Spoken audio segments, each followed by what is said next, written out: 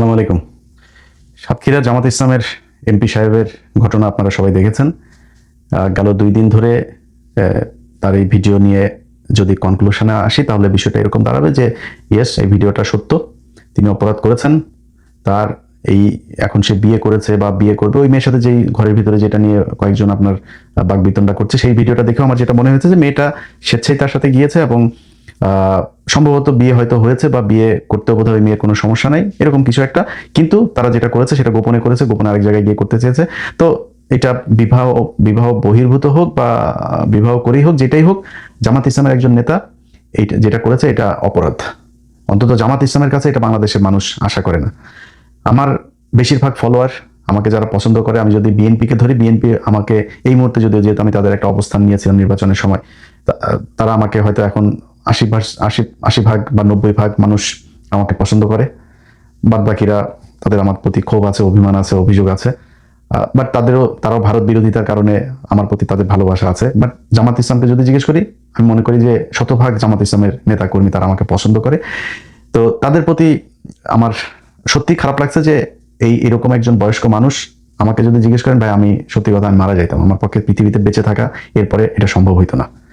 তো তিনার মতো একজন মানুষ এটা করার পরে সেটা আমি আমার ফেসবুকে দিয়েছিও। আমি আমার আগেই যদিও এটা ভাইরাল হয়ে গিয়েছিল, আমি তারপরে আমার শুভাকাঙ্ক্ষী যারা আমার জামাত ইসলামের কেন্দ্রীয় কোনো কেউ না, বাট অনেকেই আমাকে ফোন করেছেন যারা আমাকে পছন্দ করেন যে ইলিয়াস ভাই আপনিও ভিডিওটা দিলেন কেন এটা না দিয়ে। দেখেন ভাই, আপনাদের একটা কথা বলি, জামাত ইসলাম ফেরেশতাদের দল না, এটা মানুষের দল। সাহাবীদের ভেতরেও কিন্তু আমি যদি একজনের কথা বলি, মুয়াবিয়া রাদিয়াল্লাহু তাআলা আনহুর কথা বলি, তার পক্ষে বিপক্ষে কিন্তু কথা আছে। হ্যাঁ, অনেকে মনে করেন তিনি আমাদের একজন বিশাল সম্মানিত একজন ইমামকে তিনি হত্যার সাথে জড়িত, অনেকেই বলে থাকেন। তো আমি ওই বিতর্কে যাচ্ছি না, সেটা বলার জন্য বাংলাদেশের অনেক আলেম আছে, তারা এটা নিয়ে কথা বলেন। তো জামাত ইসলাম সাহাবীদের, মানে জামাত ইসলাম না, আমরা তো বহু পরে, আমরা সাহাবীদের পায়ের নখের সমান যোগ্য আমরা না। তো তারা যদি ভুল করতে পারেন, তাহলে আমরা এটা জামাত ইসলামের মতো একটা সংগঠন বা আমাদের মতো সাধারণ মানুষ আমরা ভুল করতেই পারি, এটা খুবই স্বাভাবিক একটা ব্যাপার। আমি মনে করি ভাই, আপনাদের এই দায় ঘাড়ের মধ্যে না নিয়ে আপনি তাকে পানিশমেন্ট দেন। আপনাদের এইটা এইভাবে করা বলা উচিত যে জামাত ইসলাম একটা মানুষের দল, আমরা মানুষ মাত্রই ভুল হইতে পারে, সো আমরা তাকে পানিশমেন্ট দিয়েছি, দল থেকে পদত্যাগ বহিষ্কার করেছি, ব্যাস শেষ, এই পর্যন্তই। এরপরে সে বিষয়টা নিয়ে, যেহেতু বাংলাদেশ শরিয়া আইন হইলে তো তাকে হত্যাই করা হইতো, আমি মনে করি এখন সে তার বিষয়টা আল্লাহর সাথে ডিল করুক। আল্লাহ যদি তাকে ক্ষমা করেন বা তিনি যদি আসলে বিয়ে করে থাকেন, তাহলে তাকে বিয়ে করে ঘরে নিয়ে যাক। অনেকেই বলছেন যে তার বয়স এত, বয়স ওনার মেয়েটার বয়স ছোট। ছোট ভাই শাওন যখন দাদার সাথে যায় লুটুপুটু খেলে, তখন বয়স হয় না? শাওনের বয়স তো ছোট, শাওনের দাদার চাইতে, শাওনের বয়স হুমায়ুন আহমেদ কাকার চাইতে তার বয়স ছোট ছিল না? তো দাদার সাথে সে খেলে নাই, আগাম কুগাম করে নাই, মুনাস পল্লী টলি বিভিন্ন জায়গায় খেলা টেলা তো আগেই করছে, করে তারপরে যা বিয়ে করছে। তো এগুলো তো সমস্যা হয়নি, জামাত ইসলাম উনি করছে, এই জন্য সমস্যা হয়েছে।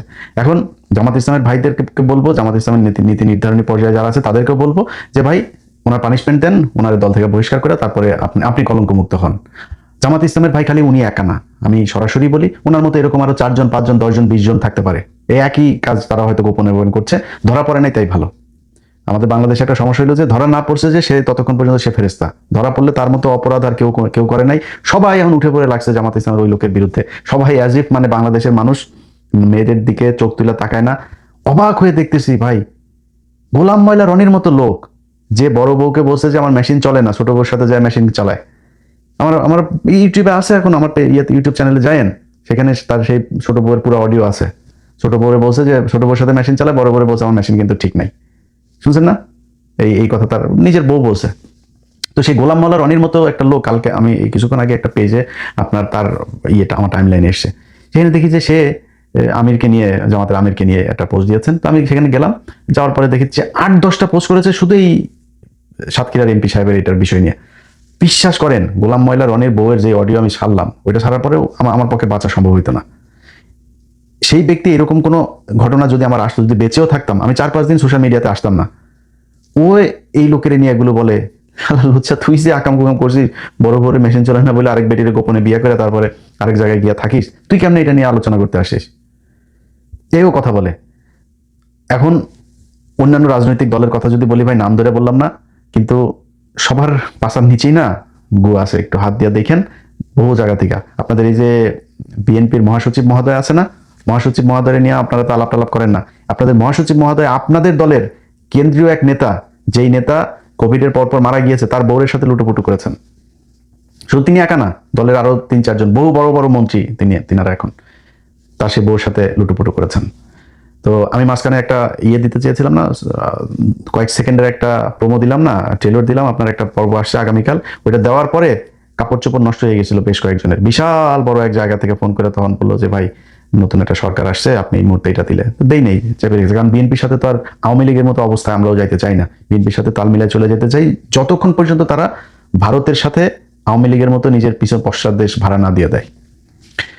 তাদের সাথে রাজনৈতিক একটাই থাকবে। আমি তো সরাসরি দাঁড়িপাল্লার ভোট চেয়েছি, আমি এখন আমার পত্র দিবে বিএনপি, আমার কোনো সুযোগ সুবিধা দিবে, এই জন্য আমি ওই লেভেলের ছোট লোক জীবনে হয়েও নাই, আল্লাহ যেন মৃত্যু পর্যন্ত না করে। সামনের বার নির্বাচন যদি আসে, সামনের নির্বাচনে আমি হয়তো দাঁড়িপাল্লার ভোটই যাবো, যদি যদি এই অবস্থায় থাকে। আপনি যত কিছু দিয়ে বুঝান, যত আপনি বিএনপি করলে বিএনপির প্রতি আপনার ভালোবাসা থাকবে, বিএনপির প্রতি আপনার আবেগ থাকবে, সব ঠিক আছে ভাই, কিন্তু আপনি একটা এলাকায় যদি জামাতের আর বিএনপির লোকের ভাগাভাগি করেন, আপনি ভালো মানুষ খুঁজতে গেলে আপনাকে যদি শতভাগ সৎ এরকম কোনো মানুষ খুঁজেন, সেই পার্সেন্টেজটা বিএনপি তো আসে বা জামাতে সেটার সংখ্যা বেশি। এটা আমি মনে করি, আপনার কাছে এটার ভিন্ন কোনো মতামত থাকলে সেটা আপনার ব্যাপার, কিন্তু আমি মনে করি এটা। এখন সেই বিএনপির লোকজনও কিন্তু এটা নিয়ে ব্যাপক কোলাহল চলছে, তাদের ভেতরে খুব উত্তেজনা চলছে। তো করেন, সমস্যা নাই, যিনি এটা করেছেন তার এই পানিশমেন্টটুকু তার প্রাপ্য, এবং সেটা সে সোশ্যাল মিডিয়াতে পাচ্ছে। আমার মনে হয় তার পরিবারের মানুষজন এখন খুব খারাপ একটা অবস্থার ভেতরে আছে। যেহেতু জামাত ইসলাম করে ওই পরিবার বা যে এমপি সাহেব নিজেও হয়তো আমাকে খুবই পছন্দ করেন, তারপরেও তার বিরুদ্ধে আমি কথা বলছি, কিছু করার নেই, কারণ খারাপ যেটা সেটা আপনাকে বলতে হবে। জামায়াত ইসলামী যেদিন কিনা মানে এই রাস্তায় যাইতে থাকবে, তাদেরকেও আমরা ভারত বিরোধী বলতে বাংলাদেশে একদম শতভাগ যদি চিন্তা করি, সেটা জামাত ইসলাম। সেই দলের নেতা যদি ধরেন এটা ধরা না পড়তো, তাকে ভারতীয় এক ট্র্যাপের মধ্যে সে পড়তো, তাকে যদি ভারত করতো, বাংলাদেশে বহু রাজনৈতিক নেতা, বহু সেনা কর্মকর্তা, বহু পুলিশের কর্মকর্তা, আমলা, অনেককে ভারতে এইভাবে ট্র্যাপ দিয়ে তারপরে এই যে 15 বছর যেটা করেছে, এটা করেছে তারা সারা জীবন। সো এখন ওনাকেও তো এটা করতে পারতো। সো জামাত ইসলামে যদি নাকি এরকম 5-7টাকে তারা দলে নিতে পারে, আপনি বুঝতে পারেন যে এই দেশের নিরাপত্তা কোথায় যাবে। তো এখান থেকে আমাদেরকে হিসাব করে তারপরে চলতে হবে। কিন্তু জামাত ইসলামের বিরুদ্ধে যেরকম বলছে, আমি কিন্তু এটা আমার পেজে দিয়েছি, আগেই বলছি, সো আমার বলতে পারবো না যে আমি পার্সিয়ালিটি করেছি। আবার এটাও মনে করেন না যে আমাদের হাতে বোধহয় আর অন্য কারোর কোনো কিছু নাই। আপনাদের নিজেদের দলের লোকই সবচাইতে বেশি এটা বিএনপি করে, বিএনপি নিজেদের দলের লোকই নিজেরা পাঠায়, নাম আর বললাম না। তো আপনাদের গুলি দেখাই না তো, আমরা আওয়ামী লীগের সময় যারে পাইছি তারই ন্যাংটা করে দিয়েছি। এই যে হারুন থেকে শুরু করে জাহাঙ্গীর কবির, নানক টানক সব কিন্তু আমার হাত দিয়ে গিয়েছেন। আমরা এখন করি না, কেন করি না? আপনার কি মনে হয় যে আমাদের কাছে আসে না কিছু?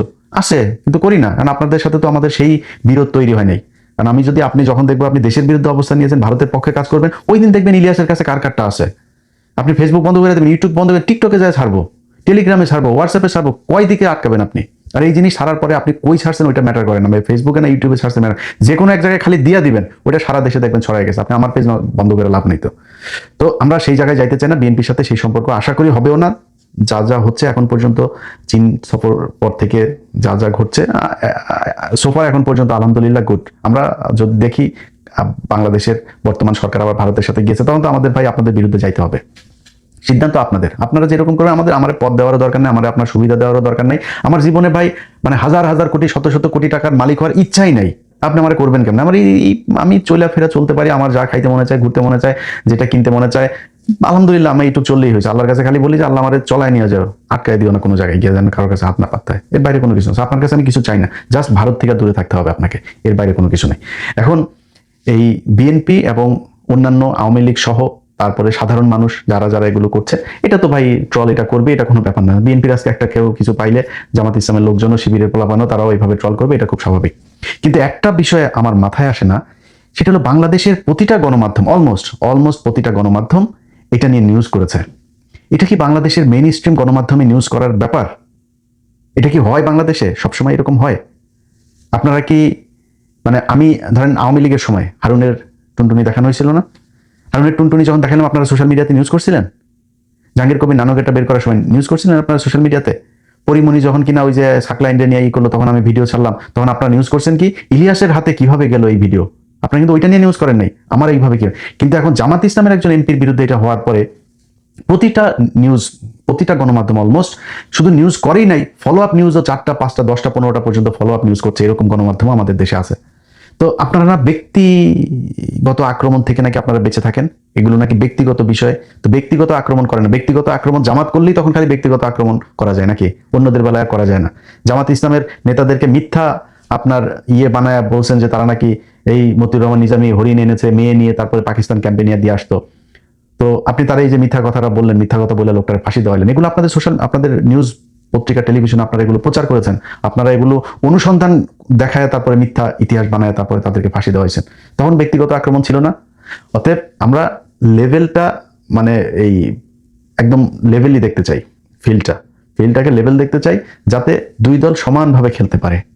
আপনি রেফারির ভূমিকায় যখন থাকবেন গণমাধ্যম, আপনাকে কিন্তু নিরপেক্ষ থাকতে হবে। কিন্তু এই জায়গাগুলোতে আমরা নিরপেক্ষ দেখি না। একজন হুজুর, একটা মাদ্রাসার হুজুর, মাদ্রাসার একটা ছেলেকে তারপর বলাৎকার করলো, সেটা নিয়ে মাদ্রাসার ছেলে বলাৎকার করেছেন, কিন্তু হিন্দুদের মন্দিরে যখন কিনা করে তখন কিন্তু আর লেখে না পুরোহিত, তারপরে করছে না, নিউজই হয় না। যেই গণমাধ্যম আজকে এটা নিয়ে নিউজ করে, এই গণমাধ্যমের বহু গণমাধ্যম হলো এই যে আনিস আলমগীরও কিন্তু ব্যাপক অ্যাক্টিভিটি না। আনিস আলমগীরের তার ওইখানে রিপোর্টার, সে কিন্তু আপনার এই মানে দেয় আপনার ছেলেদের সাথে খেলা করে এটাকে অনেকেই জানেন না।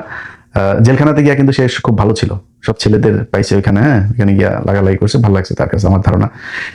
তার অফিস থেকে, তার সব শেষ কর্মস্থল থেকে তার চাকরি গিয়েছিল এই ছেলের কমপ্লেনে। তো কিন্তু তো ও গে হইলে আমার কোনো সমস্যা নেই, ও গে হোক নাহলে যার পুংমারা নিতে মন চায় পুংমারা নিক, আমার কি আপনার কোনো সমস্যা আছে, এ করুক, কোনো সমস্যা নেই।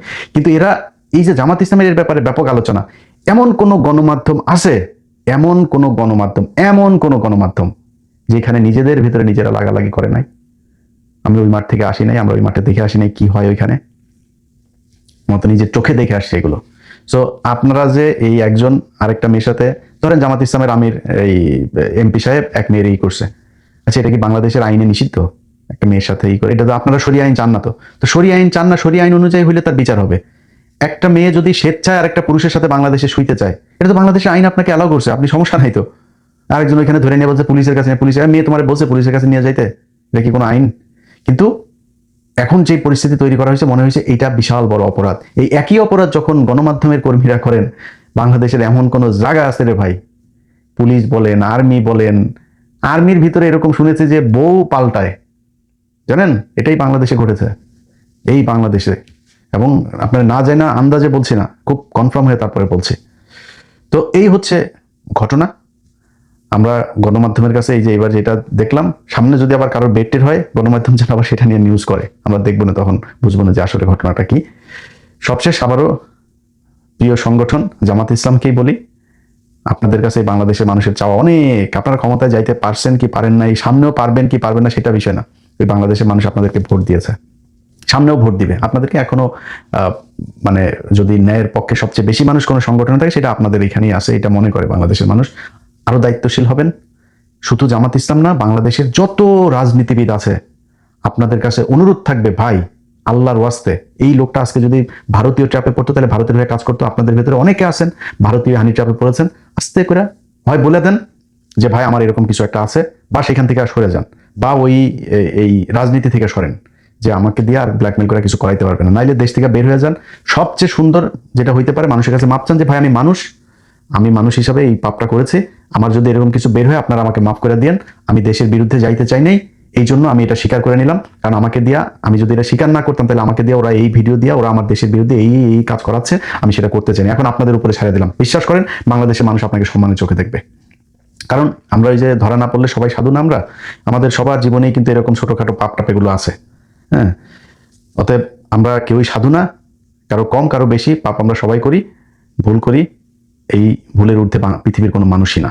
অতএব আমরা যিনি এই সাতক্ষীরার যিনি এই কাজ করেছেন, তার আমি জানি না পরিবারের অবস্থা কি ভাই, আমি হইলে সত্যি মারা যেতাম, আমার পক্ষে বেঁচে থাকা সম্ভব হইতো না। তারপরও আল্লাহ তাকে মাফ করুক, তিনি যেন মৃত্যুর আগে এটার মাপ নিয়ে যান। জামাত ইসলাম তাকে উচিত তাকে পানিশমেন্ট দেওয়া, সেই